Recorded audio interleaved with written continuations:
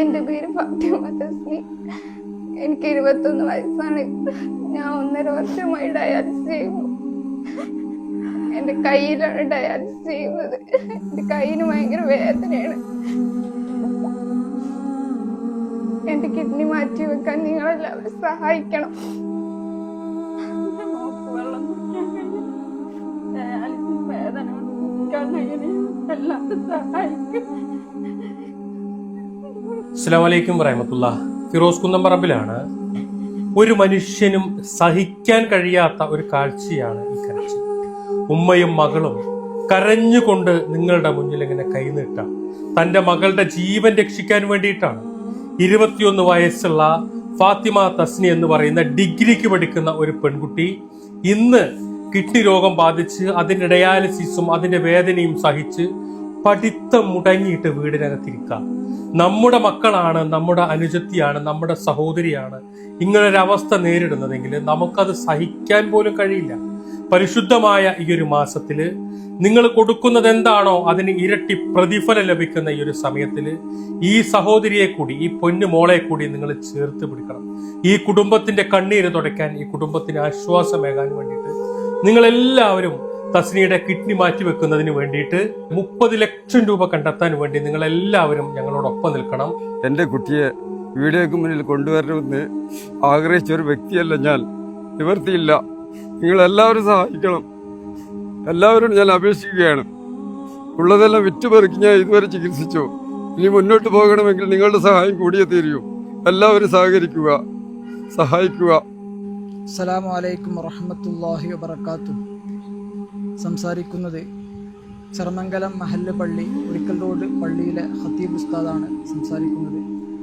ഹാഫിള് സഫറുല്ലാ ഫാദിലി. നമ്മുടെ പള്ളിയുടെ മുൻവശത്ത് താമസിക്കുന്ന പുതുകുളങ്ങര മുഹമ്മദ്ക്കയുടെ കുടുംബം വളരെ നാട്ടുകാർക്ക് വളരെ പ്രിയപ്പെട്ട, നാട്ടുകാർക്കെല്ലാം വളരെ സ്നേഹം മാത്രം നൽകിയ ഒരു വലിയ മഹത്വമുള്ള കുടുംബമാണ് മുഹമ്മദ്ക്കയുടെ കുടുംബം. ഒരു ചെറിയ പരീക്ഷണം എന്ന നിലക്ക് ഈ കുടുംബത്തിലെ അബ്ദുസലാം എന്നവരുടെ മകൾ 2 കിഡ്നിയും തകരാറിലായി. ആ പൊന്നുമോൾ മാസങ്ങളോളമായി ഡയാലിസിസ് ചെയ്തുകൊണ്ടിരിക്കുന്ന സമയമാണ്.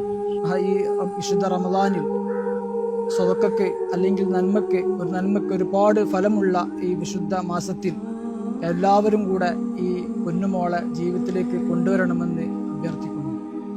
ഈ വീഡിയോ കാണുന്ന ഓരോരുത്തരും ആ പ്രിയപ്പെട്ട സഹോദരിയെ, നമ്മുടെ കൊച്ചനുജത്തിയെ ജീവിതത്തിലേക്ക് തിരിച്ചു കൊണ്ടുവരാൻ വേണ്ടിയിട്ട് നിങ്ങളെ കൊണ്ട് കഴിയുന്ന രീതിയിലൊക്കെ സഹായിക്കണം എന്ന് അഭ്യർത്ഥിക്കുകയാണ്.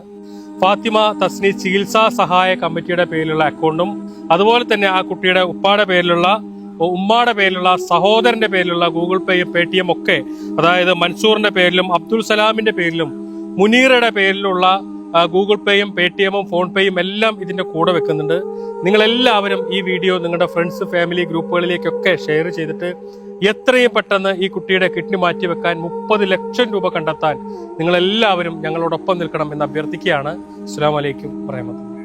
അസ്സലാമു അലൈക്കും വറഹ്മത്തുള്ളാഹി വബറകാതുഹു. പ്രിയപ്പെട്ടവരെ, ഞാൻ അബ്ദുൾ റസാഖിൻ്റെ പേര്, ഈ കമ്മിറ്റിയുടെ ഒരു ഭാരവാഹിയാണ്.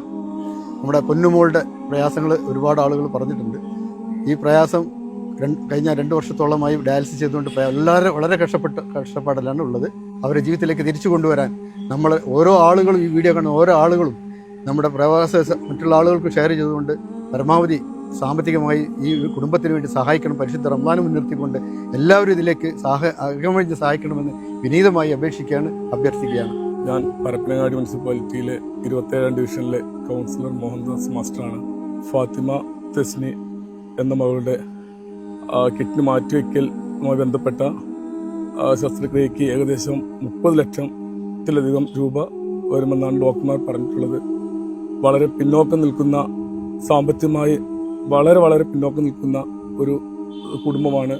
ഈ പുണ്യമാസത്തിൽ നിങ്ങൾ കഴിയുന്ന പരമാവധി സംഖ്യകൾ തന്ന് സഹായിക്കണമെന്നും അപേക്ഷിക്കുകയാണ്. ഈ വീഡിയോ കാണുന്ന എല്ലാവരും അവർക്ക് വേണ്ട ഈ മാസത്തിന്റെ പുണ്യ കരസ്ഥമാക്കി എല്ലാവരും സഹായിക്കണമെന്ന് വിനീതമായി അഭ്യർത്ഥിക്കുന്നു. അവരെ സ്കൂളിലും നല്ല പഠനത്തിൽ നല്ല മാർക്കോടുകൂടി വിജയിക്കുന്ന കുട്ടിയായിരുന്നു. അവരിപ്പോൾ പഠനം നിർത്തി ഈ രോഗം അവർക്ക് വളരെ പ്രയാസമായതിനാൽ അവർ ഇപ്പോൾ സ്കൂളൊക്കെ നിർത്തിയിരിക്കുകയാണ്. അതുകൊണ്ട് അവരെ ജീവിതത്തേക്ക് തിരിച്ചു കൊണ്ടുവരണമെങ്കിൽ നമ്മളെല്ലാവരും അകമഴിഞ്ഞ് സഹായിക്കണമെന്ന് വിനീതമായി അഭ്യർത്ഥിക്കുന്നു.